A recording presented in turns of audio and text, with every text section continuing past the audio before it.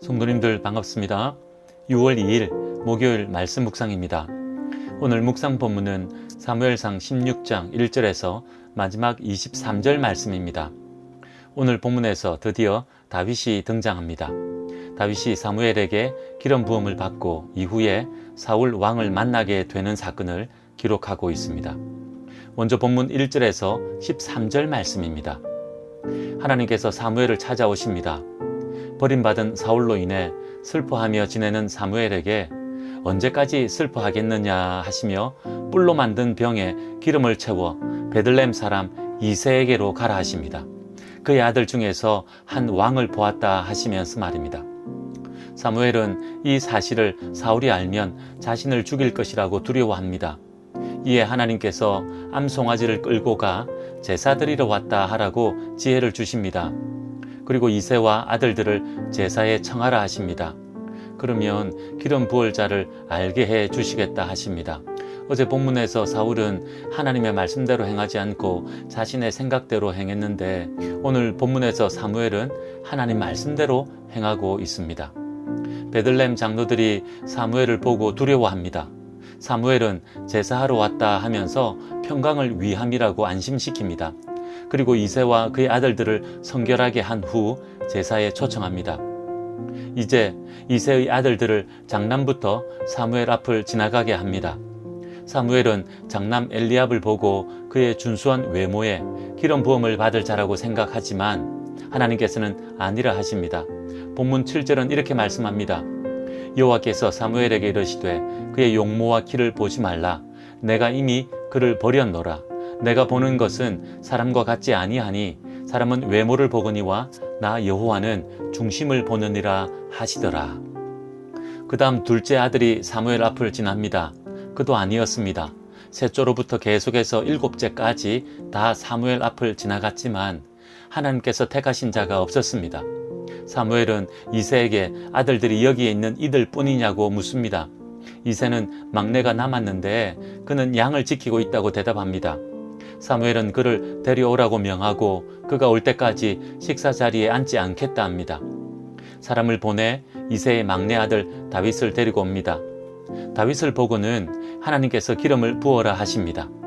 사무엘은 기름 뿔병을 가져다가 다윗에게 붓습니다. 기름 부음을 받은 그날 다윗은 여호와의 영에 크게 감동됩니다. 하나님께서 다윗을 성령 충만케 하신 것입니다.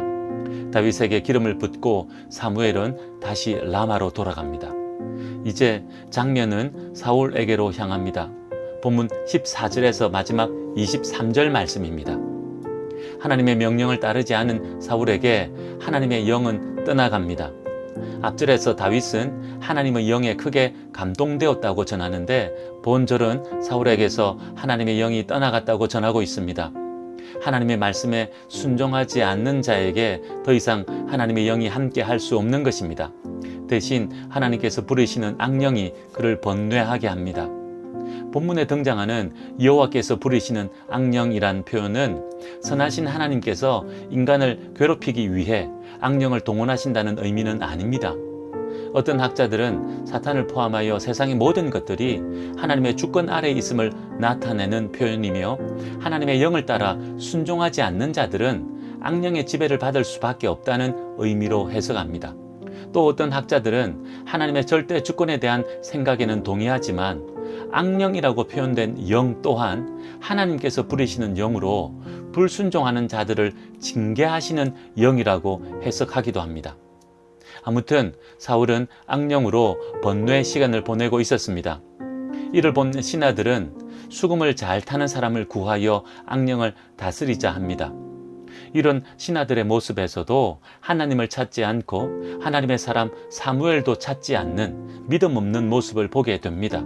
하지만 이를 통해 하나님께서는 다윗과 사울을 만나게 하시고 다윗이 이스라엘 백성들에게 조금씩 알려지게 하십니다. 사울은 수금 잘 타는 사람을 구하여 데리고 오라 합니다.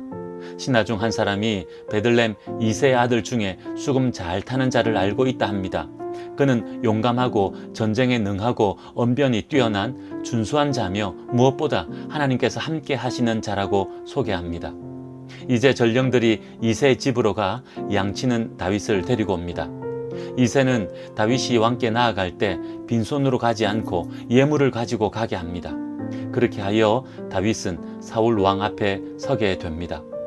다윗을 본 사울은 그를 크게 신뢰하게 되고 사랑하여 자신의 무기 드는 자로 삼습니다. 가까이에 두고 자신을 섬기게 한 것입니다. 그리고 이 사실을 다윗의 아버지 이새에게 알리게 합니다. 이후에도 사울은 여전히 악령에 시달리지만 그때마다 다윗은 수금을 탔고 악령은 떠나갔습니다. 이제 오늘 본문의 내용을 묵상해 봅시다. 먼저 사람의 중심을 보시는 하나님이십니다. 사무엘은 이새의 아들 중에 장남 엘리압을 보고 기름 부을 자로 여깁니다. 그의 외모가 준수하고 뛰어났던 것 같습니다. 예전에 사울에게 기름 부을 때가 생각났을 수도 있습니다. 사울도 외모가 뛰어나고 준수한 자였습니다.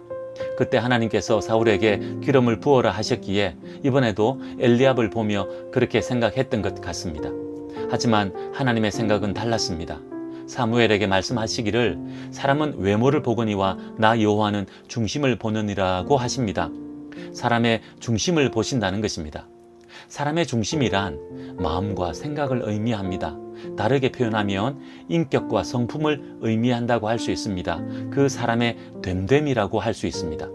하나님께서는 이처럼 사람의 외모가 아닌 중심을 보시고 합당한 자를 택하셔서 귀하게 사용하십니다. 그러니 우리도 하나님 보시기에 중심이 아름다운 사람 되기 원합니다. 그러기 위해선 마음과 생각이, 인격과 성품이 예수님 닮아가야 할 것입니다. 그렇게 예수님 닮기 위해 오늘도 함께 노력합시다. 하루하루 한 걸음 한 걸음 예수님 닮아가다 보면 하나님께서 그런 우리들을 사용하셔서 귀한 하나님의 뜻을 이루실 줄 믿습니다. 오늘도 그 소망 품고 살아가는 하루 되기 원합니다. 마지막으로 변함없이 일하시는 하나님이십니다. 불순종하여 버림받은 사울 때문에 슬픔으로 지내는 사무엘을 찾아오셔서 새로운 왕을 위해 일어나라 하십니다. 그리고 기름을 준비하여 나아가라 하십니다. 절망이 가득하고 탄식밖에 할 수 있는 것이 없는 그때에도 하나님께서는 변함없이 일하고 계시며 당신의 뜻을 이루고 계십니다. 우리 모두 그 하나님을 바라보기 원합니다. 세상을 바라보면 절망이 가득하고 한치 앞을 내다볼 수 없는 어두움이 가득하지만, 그래서 우리 안에 염려와 두려움, 원망과 불평이 터져 나오지만 그런 이때에도 하나님께서는 일하고 계시며 당신의 뜻을 이루고 계신다는 것 잊지 맙시다. 영적으로 깨어있어 하나님 바라보기 원합니다. 믿음의 눈으로 하나님의 행하심을 보고 부르심에 순종하는 우리들 되기 원합니다. 기도하겠습니다. 하나님 아버지, 절망과 어둠이 가득한 때에도 하나님 마음에 합한 자를 부르시어 하나님의 뜻을 이루어 가십니다. 그 하나님이심을 알게 하셨사오니 우리 자신들의 마음을 늘 말씀에 비추어 돌아보아 하나님 마음에 합한 자들 되게 하옵소서. 그렇게 부름받아 이 시대에 쓰임받는 저희들 되게 하옵소서. 그 사명 가지고 오늘도 나아가오니 소망으로 저희들 인도하옵소서. 예수님의 이름으로 기도하옵나이다. 아멘. 오늘은 우리 이웃을 위해 기도하는 날입니다. 절망과 어둠 속에서 탄식하고 있는 이웃 있다면 그들을 위해 기도합시다. 하나님 만나도록 기도하고 하나님의 은혜로 고침받고 회복되도록 기도합시다. 그렇게 이웃을 위해 간절히 기도하는 오늘 하루 됩시다. 오늘도 믿음으로 승리하십시오.